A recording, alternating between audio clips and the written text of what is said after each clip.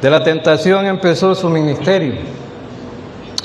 Y pues el doctor Lucas nos está presentando una versión un tanto diferente de los otros evangelios, aunque narra los hechos y que son verdad de todo lo que está diciendo, una compilación para un hombre que le pidió saber la verdad acerca de Jesucristo. Y hasta aquí pues hemos llegado. En el domingo pasado estuvimos viendo las bienaventuranzas, y las bienaventuranzas tratan de asuntos del reino. Cuando Jesús vino a esta tierra, venía a establecer el reino.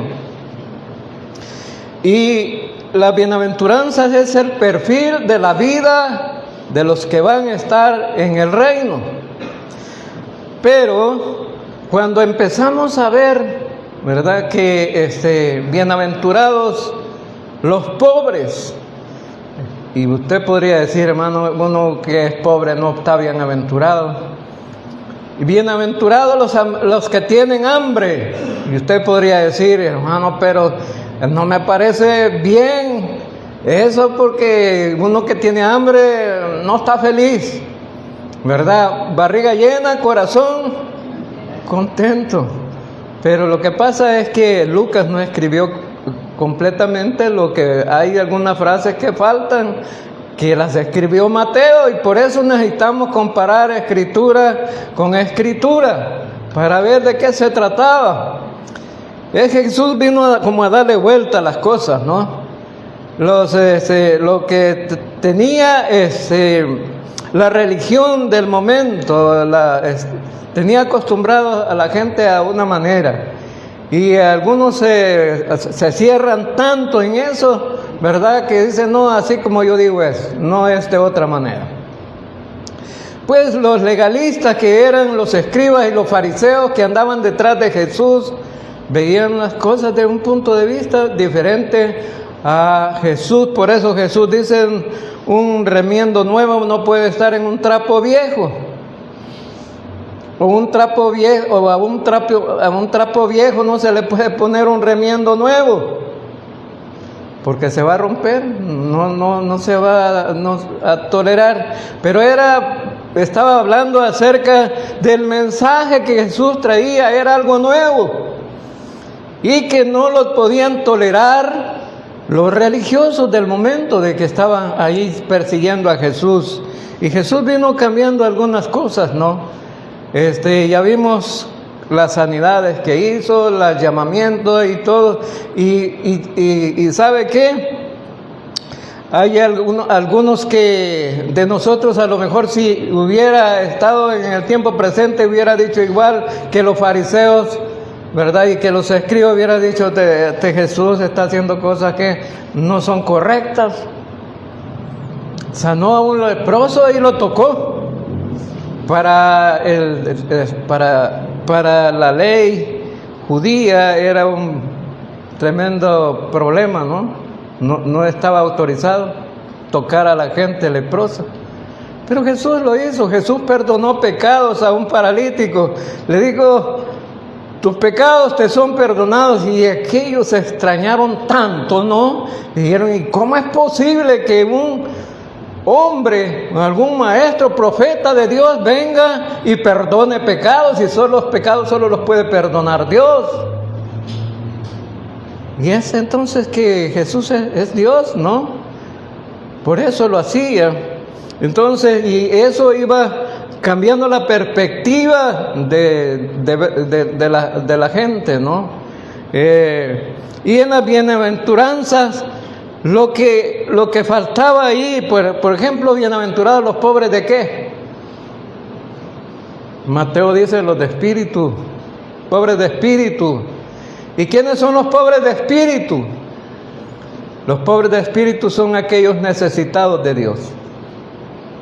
Si usted está necesitado de Dios, es un pobre de espíritu, porque los que no están necesitados de Dios, lo tienen todo, no necesitan a Dios. Y esos pobres de espíritu son los que han sido salvos, los que han sido llamados por el Señor y se han salvado a través de su ministerio, porque esos tenían hambre de justicia también. Y la justicia, pues, de Dios es lo que necesitamos todos. Las cosas, los valores del mundo son muy diferentes a los valores de Dios. Resulta que entonces ahora vamos a ver un pasaje en que usted dice, bueno, eso no lo puedo tolerar. No, eso es para otra gente, para mí no. A lo mejor usted va a decir eso, ¿verdad? El mundo ha habido tanta gente, ¿no?, que ha querido cambiar al mundo. Han salido filósofos, escritores, científicos y todos que han querido cambiar al mundo. Y lo último que tenemos es la inteligencia artificial. Pero ¿sabe qué? La gente tiene perspectivas que hasta en la educación la ha metido ya, de que eso va a transformar al mundo. Pero ¿sabe qué? La mayoría de seres humanos somos tan perversos que usamos las cosas para lo malo. Para lo malo. No las usamos para lo bueno. Entonces la inteligencia artificial ahora está siendo usada para criticar a la gente. Criticar a los seres humanos. En lugar de unirlos, los divide. ¿Sí? ¿Sabían ustedes que vino una cantante famosa aquí a El Salvador, verdad? No hace poco.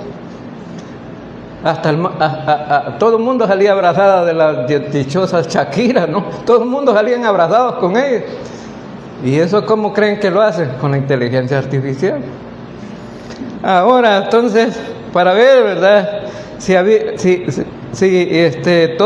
toda la gente que hacía eso, para ver qué reacciones habían. Pero el único que puede transformar al ser humano, puede cambiar al mundo, es Jesucristo. No hay nadie más, solamente Él. Porque los valores de Cristo son muy diferentes a los valores del mundo. A los valores del mundo. Ahora, entonces, vemos ahí que las bienaventuranzas necesitaban, que presenta Lucas, necesitaba un poquito más ahí para poder entender. Pero para eso están las Escrituras, ¿no? Ahora vamos a ver versículo 27 al 36 de Lucas capítulo 6, versículo 27 al 36.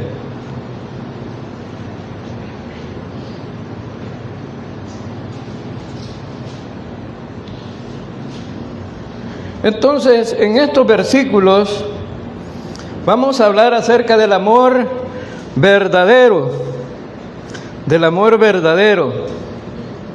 Ese amor verdadero que a muchos nos hace falta, ¿verdad? En el capítulo 6, versículo 27, lo voy a leer en una versión católica. Y vamos a leer todo el pasaje, versículo 27 en adelante, dice: pero a ustedes que me escuchan, les digo, amen a sus enemigos, hagan bien a quienes los odian, bendigan a quienes los maldicen, oren por quienes los insultan. Si alguien te pega en una mejilla, ofrécele también la otra, y si alguien te quita la capa, déjale que se la lleve también tu camisa. A cualquiera que te pida algo, dáselo, y al que te quite lo que es tuyo, no se lo reclames. Hagan ustedes con los demás como quieren que los demás hagan con ustedes. Si ustedes aman solamente a quienes los aman, a ustedes, ¿qué hace de extraordinario? A los pecadores se portan así. Y si hacen bien solamente a quienes les hacen bien, a ustedes, ¿qué tiene eso de extraordinario? También los pecadores se portan así. Y si dan prestado solo a aquellos de quienes piensan recibir algo, ¿qué hacen de extraordinario? También los pecadores se prestan unos a otros, esperando recibir unos a otros. Ustedes deben amar a sus enemigos y hacer bien, y dar prestado sin esperar nada a cambio. Así será grande su recompensa, y ustedes serán hijos de Dios Altísimo, que es también bondadoso con los desgraciados y los malos. Sean ustedes compasivos, como también su Padre es compasivo. Entonces, vamos a ver que este pasaje le da vuelta a Jesús a los que estaban acostumbrados dentro de la ley. Había una ley que decía ojo por ojo y diente por diente. O sea, decir, lo que te hagan a ti, eso hacer. Si te quitan la mano, quítale la mano al otro. Tú también ibas a quedar cabal, tan en empate. Si alguien te insulta, insúltalo también tú, y van a quedar iguales, no hay problema. No, entonces, esos eran los valores que tenían ellos, ¿no? Pero Jesús viene a cambiar eso, ¿no? Lo primero que dice que este mensaje es para aquellos que escuchan, ¿verdad? Lo vimos en el versículo 1, ¿verdad? A ustedes que escuchan, no todo el mundo escucha. O puede estar oyendo los mensajes, pero no aplicarlos en la vida, ¿no? Los fariseos y los escribas oían los mensajes de Jesús, pero ellos no le paraban bola a Jesús. Y decían, este está hablando cosas locuras, está diciendo. Pero este mensaje era para aquellos que verdaderamente iban a poner atención y lo iban a poner en práctica. Para ellos era el mensaje. Y recuerden que ya había llamado a los 12 apóstoles y ellos necesitaban aprender también de su maestro. Entonces Jesús dice, bueno, hay por lo menos 4 verbos aquí que hay que poner en práctica. Amad, haced bien, bendecid y orad. Esos verbos que están ahí son aspectos que toda la gente debe de poner en práctica en la vida. Recuerden, hermanos, que uno de los llamados para los creyentes es no tener enemigos. Pero de alguna manera, ¿verdad? Hay gente que siempre tiene, ¿verdad? ¿Quién le haga la vida imposible? Porque como decimos en el mundo, no todos somos moneditas de oro para los demás, ¿verdad? Ahora entonces, pero lo que está diciendo aquí estos versículos que hemos leído es que debemos de cambiar los valores. Si te tratan mal, no trates mal a la gente tú. Trátala bien y vas a ver que la otra persona va a quedar avergonzada. Entonces, si alguien tiene un enemigo, dice que hay que amarlo, amar al enemigo. ¿Quién quiere amar a sus enemigos? ¿Verdad que nadie quiere amar a los enemigos? Por eso son enemigos, porque no se llevan bien, porque han tenido problemas. Bueno, un enemigo es alguien que quiere hacerte daño. Alguien que quiere hacerte daño y está en contra de todo lo que tú eres, ¿verdad? De todo lo que tú eres. Ese es un enemigo. Entonces, pero ¿cómo amar a este tipo de personas? Ese que te quiere hacer daño. Entonces, tiene que ser de una manera sobrenatural. Recuerden que como seres humanos nosotros somos igual que toda la gente. Nacimos con la naturaleza pecaminosa. La naturaleza pecaminosa es aquello que nos hace hacer lo malo.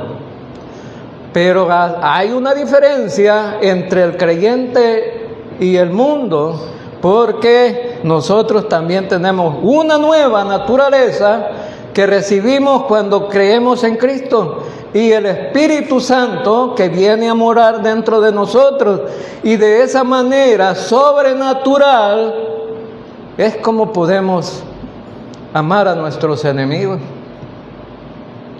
Amar a nuestros enemigos, es decir, de esa manera sobrenatural es que se puede. Carnalmente no se puede. Si estás en la carne, si a ti te dan, si a ti te hablan mal de ti, ¿qué vas a hacer? Vas a responder igual. Pero ese no es el llamado de Cristo hoy. Lo primero que vemos que, fíjense bien que aquí, en este versículo es cómo debemos de responder con nuestros enemigos. Y dice que debemos de amarlos. Ama. Y el amor es ágape, no es cualquier amor, es el amor de Dios. Amor ágape es el amor de Dios. Entonces, esa debe de ser la marca distintiva de un creyente, porque tenemos el amor de Dios. Y el mejor ejemplo es el amor de Cristo para nosotros. ¿Quiénes éramos nosotros? ¿Quiénes éramos nosotros? La Biblia dice que estábamos muertos en delitos y pecados. Y dice la Biblia que éramos enemigos de Dios, enemigos de Dios. Ajá, pero ¿cómo nos ha tratado Dios? ¿Cómo nos ha tratado Dios? Usted puede decir, pero hermano, pero es que Él es Dios. Ah, pero nosotros también tenemos a Dios en nuestro corazón. Ya no somos los mismos de antes. El Espíritu Santo está morando dentro de ti. Y lo que el Espíritu Santo hace en el ser humano es que de la manera sobrenatural tú respondas, no en la carne.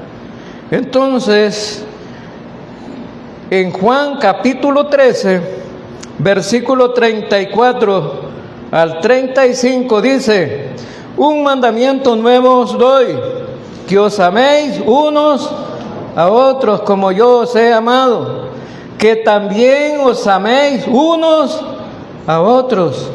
En esto conocerán todos que son mis discípulos, si tuviereis amor los unos con los otros. Ahora debe ser el distintivo del creyente, que nos amemos unos a otros. Que nos amemos unos a otros. Una señora de aquí de Chapeltique, cuando sus hijos se peleaban, les echaba sal en la espalda. Les echaba sal en la espalda y decía: vaya, vas a lamer a vos primero, y después vos vas a lamer a en la espalda. Le vas a sacar la sal con la lengua. Uno podría pensar que qué tremendo castigo, ¿no? Qué tremendo, pero después decir la señora, es para que aprendan a quererse, son hermanitos, para que aprendan a quererse. Imagínense todos nosotros echándonos sal en la espalda, ¿verdad? Para que nos amemos unos a otros, tremendo, ¿verdad? Pero en la vida aprendemos de los demás, ¿no? Hay cosas que dan resultados, ¿no? ¿Sí? Otra señora decía: no, los voy a mandar a vender la cobija. Y entonces, ¿y eso qué significaba? No, van a ir juntos a vender la cobija, y es para que aprendan a quererse. Andan vendiendo la cobija juntos, ¿no?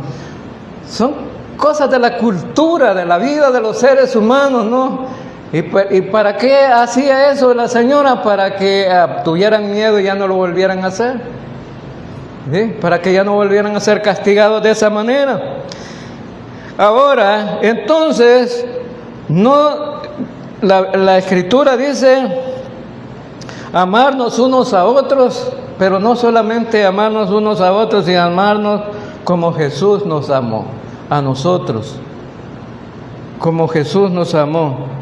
Entonces, fíjense bien que antes lo que éramos nosotros delante de Dios, Romanos 5:10, Porque si siendo enemigos fuimos reconciliados con Dios por la muerte de su Hijo, mucho más estando reconciliados seremos salvos por su vida. Siendo enemigos fuimos reconciliados con Dios por la muerte de su Hijo. Eso es lo que hizo Cristo. ¿Por qué hizo Cristo eso? Morir por nosotros. Si nosotros no lo merecíamos, no éramos nadie. Pero Él dice, porque nos amó. Porque nos amó. Entonces se fijan que necesitamos tener ese amor en práctica. Porque esto no es solamente tenerlo en la mente y ser intelectuales, nada más, no. Tenemos que ponerlo en práctica. Entonces, la segunda cosa que vemos en el pasaje dice, haced bien a los que os aborrecen. Haced bien a los que os aborrecen. Imagínese usted si alguien te aborrece, pues. Alguien te aborrece, ¿cómo vas a contestar tú? Como de aquellas mujeres que pelearon, ¿no? Pelearon. Y le dijo una a la otra, te odio, le dijo. No dijo ni te odio, te odio, le dijo. Vos apócritas que sos, le dijo la otra. Le contestó de esa manera, ¿no? Casi siempre tendemos a responder como los demás nos tratan. Pero este mandamiento aquí dice, no, el Señor dice, haced bien a los que os aborrecen. Háganle bien. Imagínense hacerle bien a un enemigo. Hacerle bien a un enemigo. Siempre alguna vez tuvimos a alguien que no nos quería, que nos aborrecía. ¿Sí? O la palabra aborrecer dice tener odio por alguna persona. Las personas que nos aborrecen nos odian. Entonces, pero ¿cómo vas a responder? Haciéndole un bien. Vino Jesús a cambiar esos valores, ¿no? Porque casi siempre cuando decía ojo por ojo era responder igual, ¿verdad? Responder igual. En el versículo 28 dice, bendecid a los que os maldicen y orad por los que os calumnian. Entonces la tercera razón aquí es, ¿qué es lo que debemos de hacer? Bendecir a quienes nos maldicen. ¿Y qué es maldición, hermano?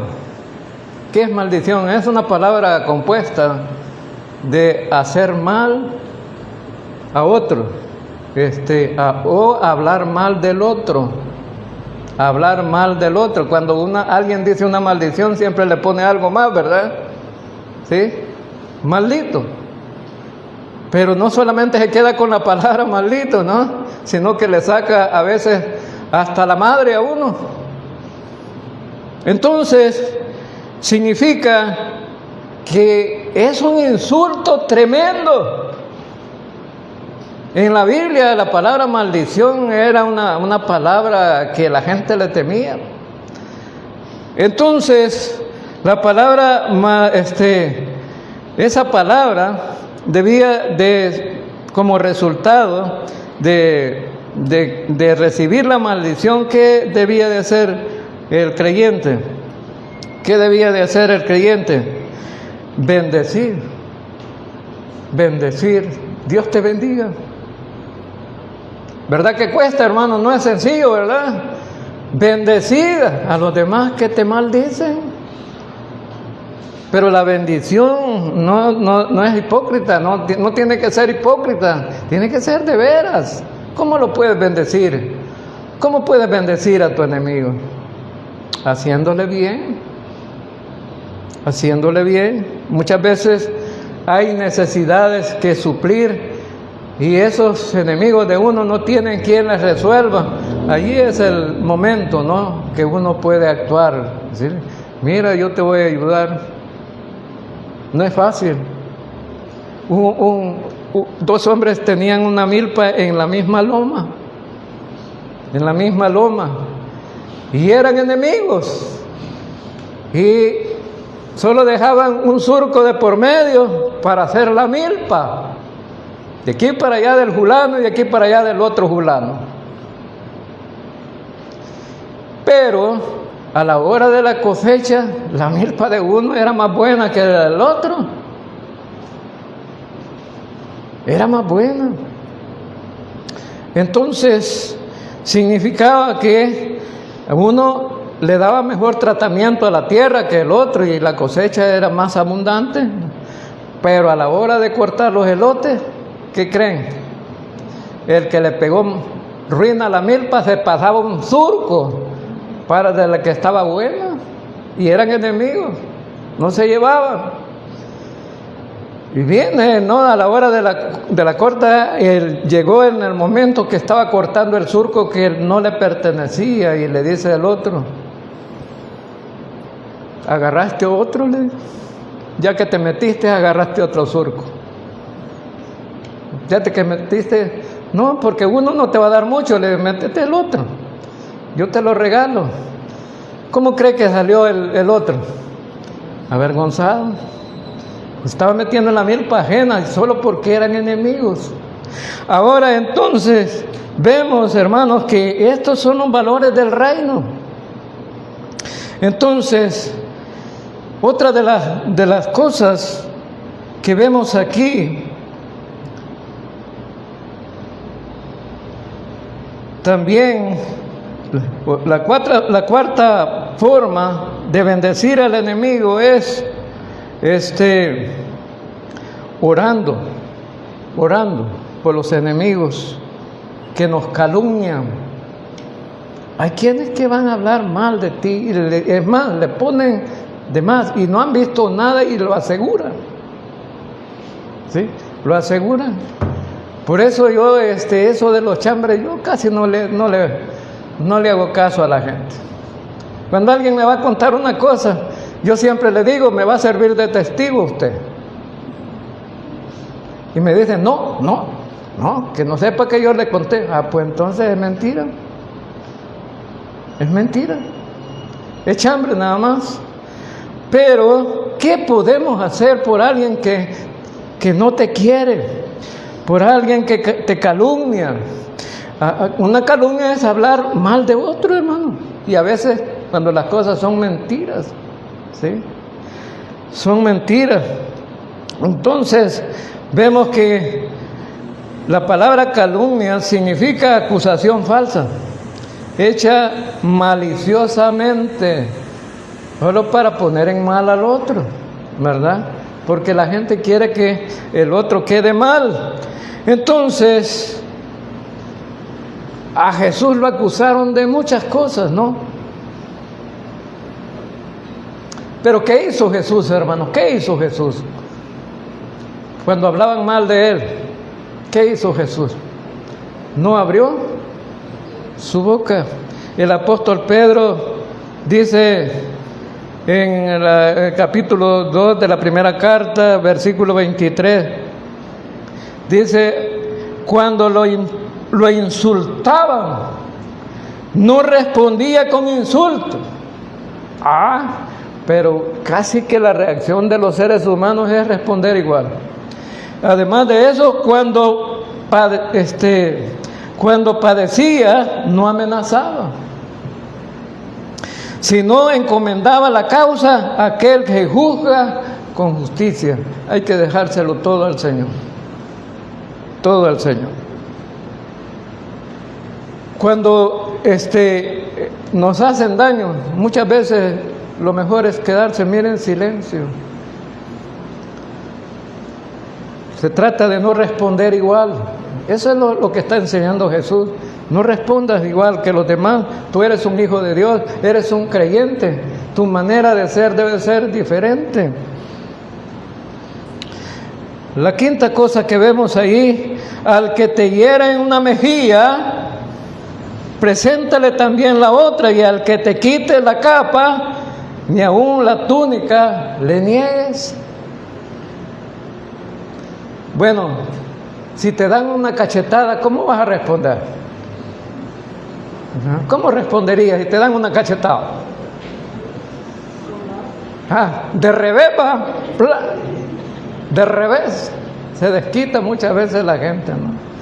Pero aquí dice, pon la otra mejilla, pero usted puede decir, hermano, ¿y cómo va a ser posible que ya me pegaron y que me vuelvan a pegar otra vez? No, no se trata de eso. Los judíos tenían esa cultura de que cuando alguien no quería seguir el pleito, les decía, pégame en la otra. Estaba diciendo, no quiero problemas. Esa era la reacción de la gente, ¿no? No quiero problemas. Cuando le decía, pégame en la otra, estaba diciendo, no quiero problemas. Entonces, eso significa presentar la otra mejilla, ¿no? Y también dice, al que te quite la capa, ni aún la túnica le niegues. Ahora, entonces significa que si alguien, la capa era muy importante para los judíos y el vestido. Tenía dos piezas el vestido del judío. Una era la capa y otra el vestido interior, o sea, la túnica interior. Entonces Jesús le está diciendo, si te quitan la capa es como quitarle la casa al judío y la cobija. Porque si ellos no podían entrar a una casa a dormir, solo se enrollaban, con la capa y esa era la cobija. Era muy importante para ellos.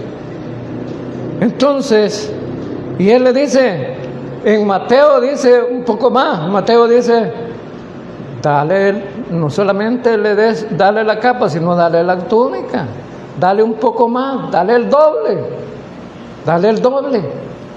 Al necesitado enemigo tuyo, dale el doble. Entonces, otra de las cosas que vemos en el versículo 29, al que te quite la capa, esa es la que estamos hablando, ¿verdad? No le niegues la capa a nadie. Estaba diciendo Jesús, ¿verdad? Porque también, pero había una sección. Si alguien no tenía dinero para comer, podía ir a empeñar la capa. Y cuando llegaba la tarde, el que la había recibido empeñada tenía que regresársela, porque un judío no podía dormir sin la capa. Y era una ley.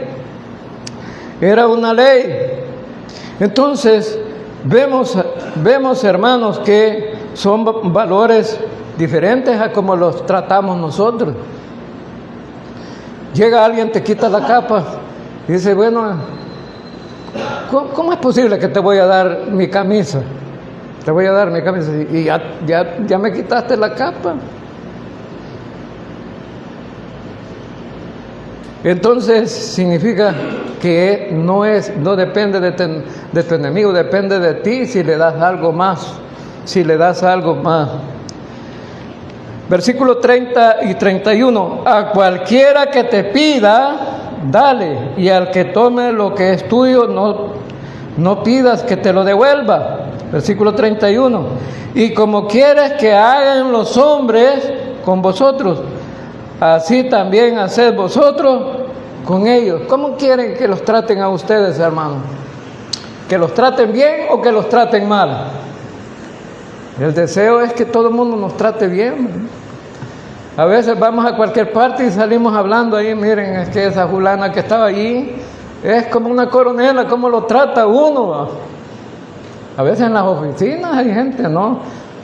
Y últimamente aquí en El Salvador la cosa ha cambiado, ¿verdad? Casi todo el mundo es amable, pero antes no, hombre. Hasta daba miedo entrar. Y resulta que él dice, de la manera que quieres que te traten a ti, así trata a los demás. Amablemente. Si quieres que te traten amablemente, trata igual tú también. Trata de la misma manera. Bien, entonces vemos ahí que es la lógica de lo que hemos estado viendo de ser generoso y también que te traten bien con amor, como tú tratas, como quieres que te traten a ti, trata a los demás también. Veamos versículo 32, versículo 32. Porque si amáis a los que os aman, ¿qué mérito tenéis? Porque también los pecadores aman a los que lo aman. Entonces Jesús dice, si amas a los que te aman, no tiene ningún mérito, no tiene ningún sentido. Si eso es bien fácil de entender, ¿va? Bien fácil de entender. La madre tiene a su niño ahí, lo ama, lo abraza, lo apapacha, ¿no? Y lo duerme y le da la pachita ahí, entonces y trata de tenerlo contento al niño porque lo ama.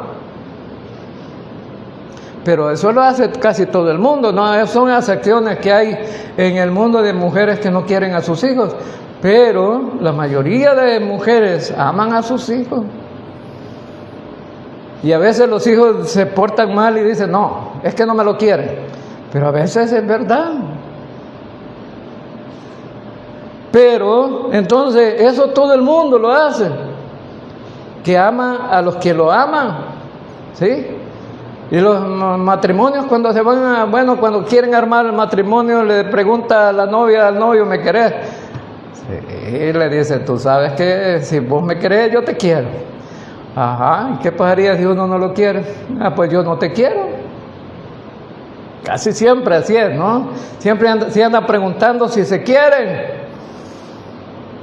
Pero eso lo hace todo el mundo.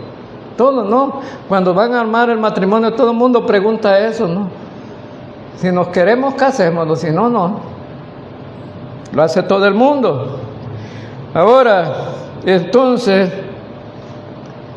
es precisamente si tú amas a otro que te ama, no tiene ningún mérito. Porque también los paganos lo hacen, dijo Jesús. Todo el mundo lo hace. No tiene mérito alguno. Y si hacéis bien a los que os hacen bien, ¿qué mérito tenéis? Porque también los pecadores hacen lo mismo. Si uno hace bien a otro, porque le hace bien, no tiene ningún mérito.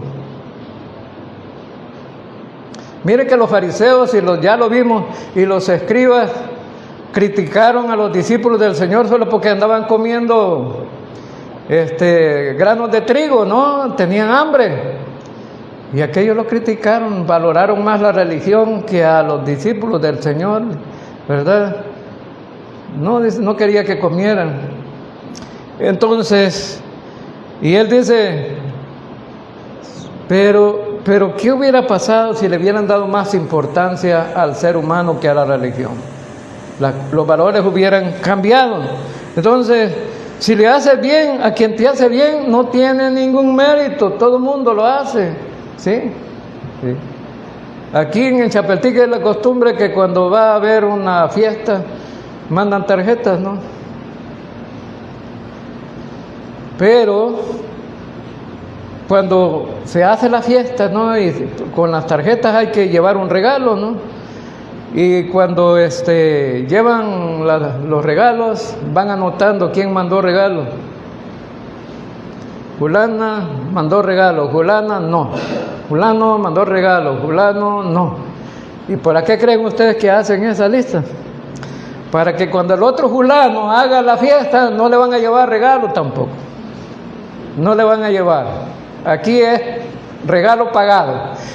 No es regalo, porque lo que se paga no es regalo, ¿no? Entonces, así es la cultura de aquí, de esta ciudad. Si me das, te doy. Si no, no te doy. Y hacen listas. Ahora, entonces, el Señor dice, ¿qué mérito tiene eso? Porque eso lo hace todo el mundo. Todo el mundo.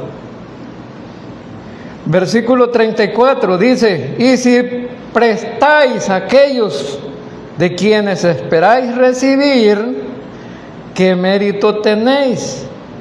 Porque también los pecadores prestan a los pecadores para recibir un tanto. Si alguien te busca prestado pero al 20%, ¿no? Al 20%, si te prestas. Eso no tiene mérito, dice el Señor. Si le vas a prestar a un hermano, que sea sin rédito. Yo casi que, como no tengo pisto, ¿verdad? La gente no me busca prestado casi porque no tengo pisto. ¿De dónde? Pero cuando alguien me dice, mire, no me puede prestar unos 10 o 20 dólares, mejor se los regalo. Mejor se los regalo. ¿Sabe por qué? Porque no me gusta tener enemigos. Cuando uno presta y no le quieren pagar, se hace enemigo de la gente. Se hace enemigo de la gente. No. Y resulta que para tener, como decía el hermano Lilo, ¿verdad? Mejor andar la voz. Y un día le preguntaron al hermano Lilo, ¿verdad? ¿Y qué es eso de andar la voz? No, la cólera. Significaba la cólera de que no me pagás lo que te presté. Eso significaba, ¿no? Mejor andar la cólera vos que no te presté, en lugar de que la ande yo, que no te quise prestar. Si te lo hubiera prestado, lo hubiera andado yo, porque no pagás. Entonces, casi siempre, entonces dice el Señor, ¿qué sentido tiene? ¿Qué mérito tiene?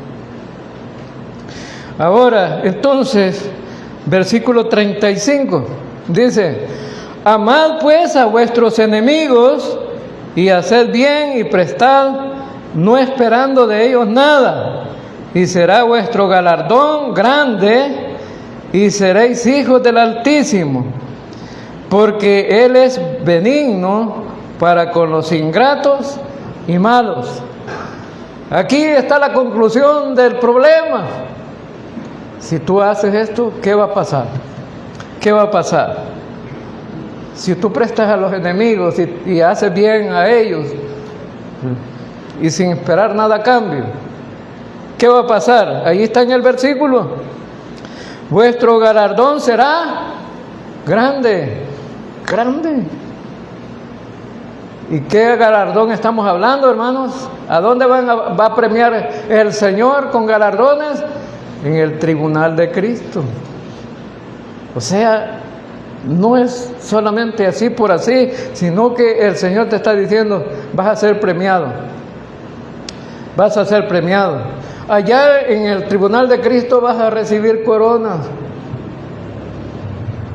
Vas a recibir puestos importantes, autoridad.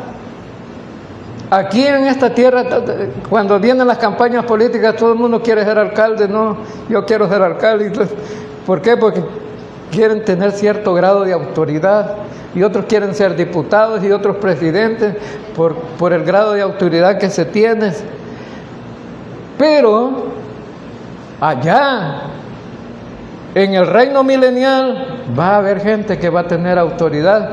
Insignificante que somos aquí, la gente no nos ve bien, como dicen algunos, de verdad, en la cultura del mundo, no nos pelan, porque somos insignificantes. Pero allá, hermanos, si tú has sido fiel al Señor, vas a tener un gran galardón. Eso es lo que quiere el Señor. Y seréis hijos del Altísimo. Entonces, ¿y quién es el hijo del Altísimo, hermano? Jesucristo. ¿Y tú qué serías entonces? Hermano de Cristo, hijo del Altísimo. No es cualquier cosa, hermano, no es cualquier cosa. Y dice, porque Él es benigno para con los ingratos y malos. Eso es lo bueno del Señor, ¿no? Es bueno, la palabra benigno significa bueno. Bueno para con los ingratos. Hoy que anduvo mi hermana aquí, tuvo una plática con mi esposa y le dijo, yo no llego a entender cómo un malo puede ser perdonado por Dios y ser hijo de Dios. En la mente de mucha gente no entra eso, ¿no? Que como siendo grandes pecadores, Dios nos toma como hijos. El apóstol Pablo escribió el 70% del Nuevo Testamento. Pero era buena gente, Pablo. Era malo.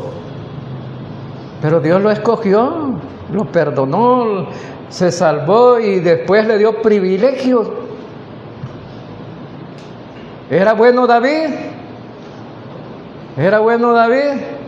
Era, bueno, dice que conforme al corazón de Dios, pero David fue malo también. Cometió pecados malos. Le quitó la mujer a otro, lo mandó a matar, lo puso al frente de la batalla para que muriera y Dios lo disciplinó. Pero Dios lo amaba, a pesar de sus maldades. Dios lo amaba. Dios te ama a ti también. ¿Eres pecador, hermano? ¿Eres pecador? Pero Dios te ama. Y estás aquí en la iglesia hoy, esta mañana, y eres hijo de Dios, y Dios te ha perdonado todos los pecados. Todos los pecados.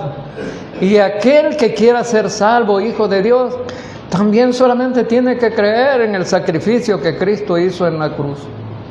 Y todos los pecados serán perdonados. Y no es por mérito humano, no es por lo que tú puedas hacer, es por lo que Cristo hizo ya por ti en la cruz del Calvario. Él murió para perdonarte todos los pecados. Vamos a orar. Señor Dios Todopoderoso, gracias.